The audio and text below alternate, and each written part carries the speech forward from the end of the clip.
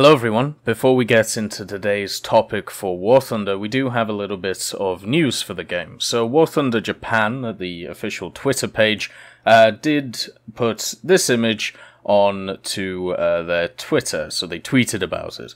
And on top of this was copied, I believe, on the official just War Thunder one, and also on a Facebook War Thunder post as well. So as you can see here, this is also posted by Cruiser Suzuya, I believe it is. I'm sorry if I've got your name wrong. But pretty much it means that we're going to get something for Japan in the next update. And what a lot of people have been cogitating about, been thinking about, is that this is the STC or the Type 90.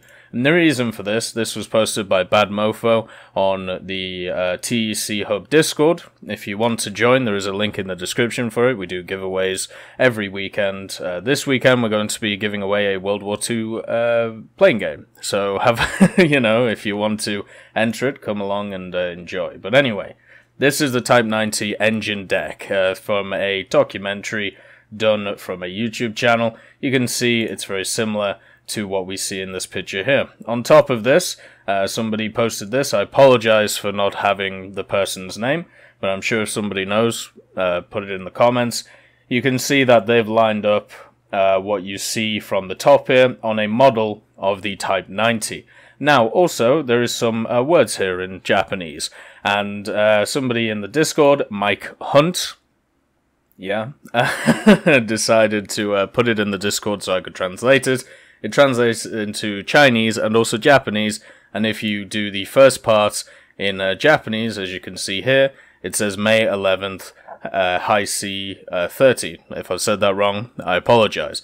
So this means in about 2 days we're going to have something dropping, probably a dev blog for either the STC or the Type 90. Now, if you don't know what Heisei means, Heisei is the era in which Japan is inhabiting right now. So the Heisei period, or I know I'm butchering it, so I apologize, is the current era in Japan. So the period started on the 8th of January 1989, so Heisei 30 means 2018. So this goes to the 11th of May 2018. And it's the 9th today, I believe. Or, well, it's the 10th now that I'm recording. So tomorrow we'll have, hopefully, some kind of dev blog on either the Type 90 or the STC, which is the prototypes for the Type 90.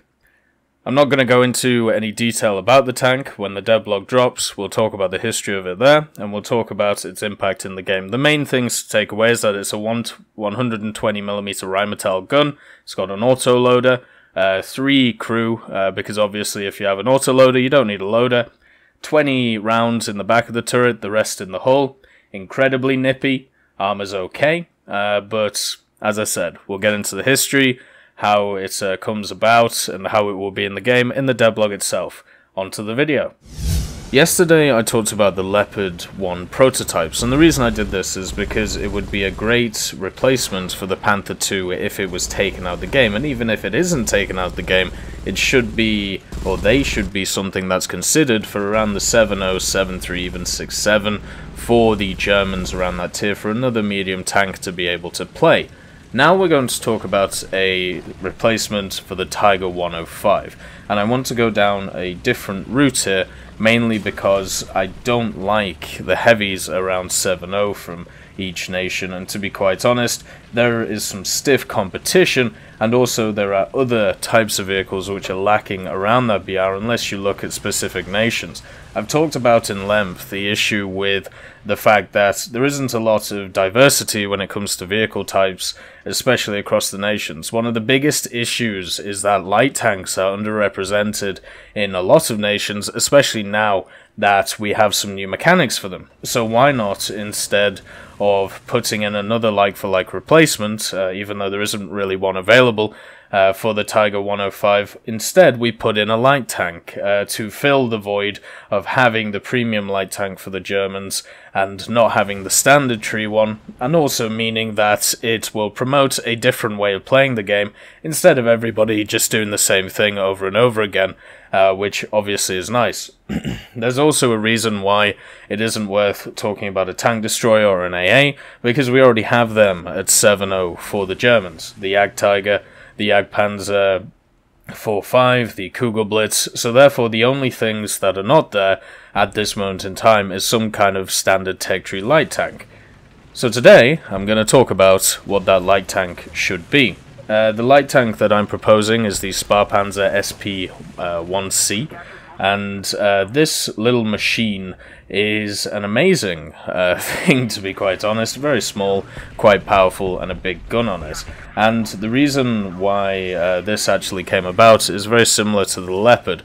As we talked about in yesterday's video, there was a big push in the 50s by the Germans to be able to actually produce their own vehicles, instead of having to rely on the Americans because of the threat that they saw from Eastern Germany and so on from the USSR.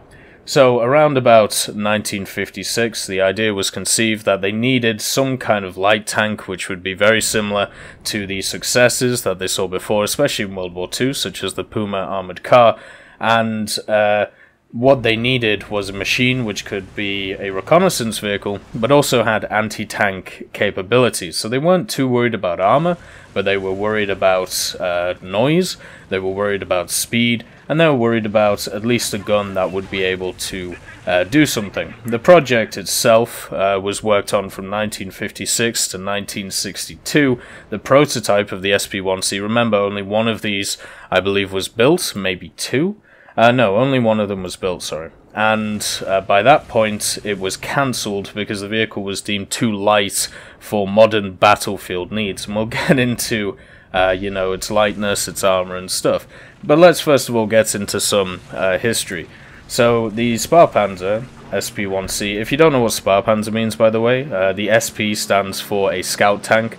So, the RU-251 is actually known as the Spähpanzer RU-251. The looks, which we all have talked about wanting in the game, or you know, some variation of the looks, since there's a lot of them, it's the Spähpanzer looks. So the Spähpanzer means scout tank.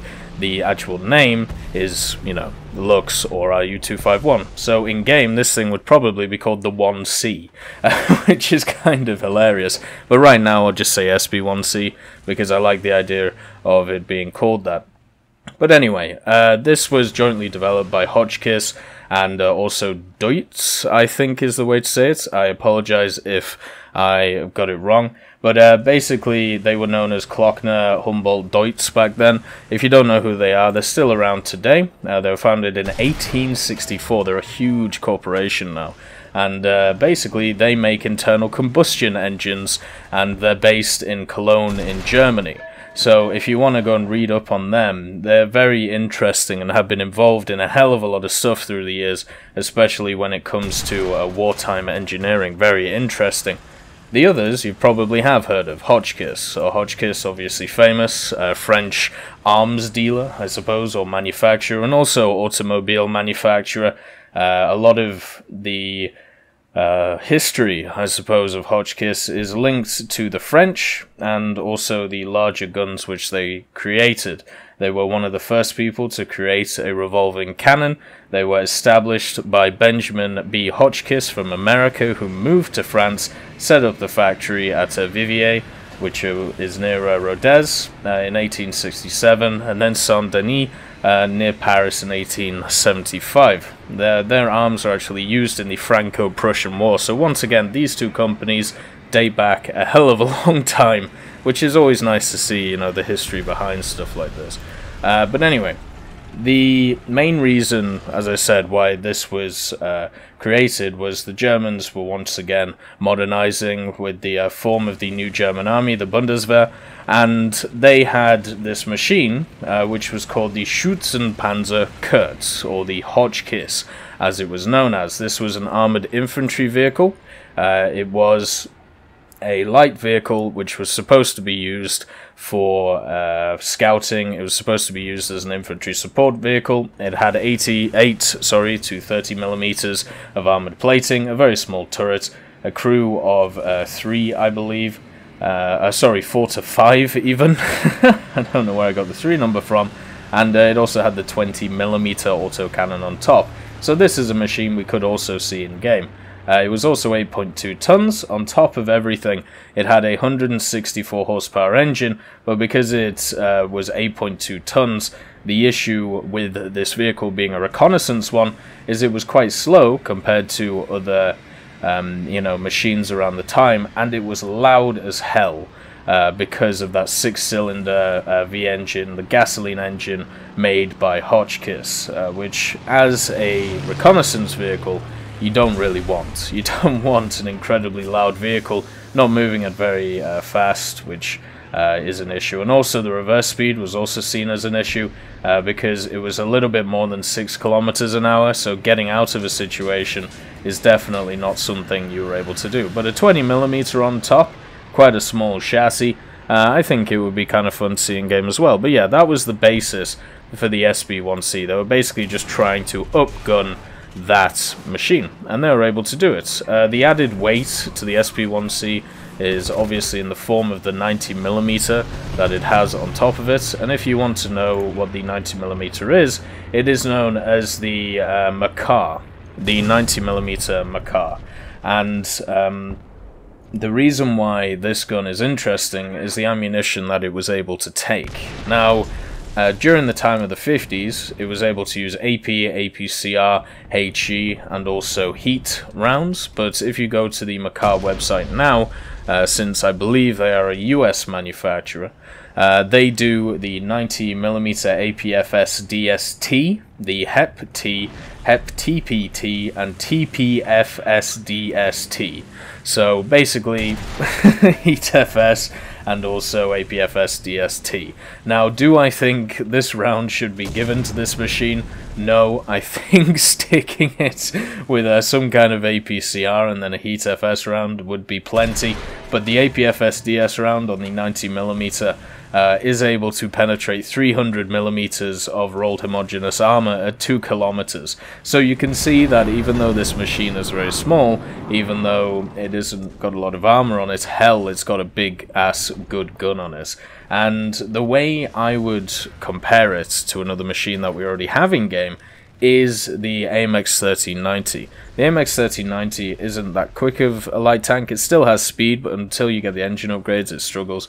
But the 90mm is able to pretty much penetrate whatever it wants with its HEAT-FS rounds. And with the autoloader in tow, it's it's just an insane vehicle.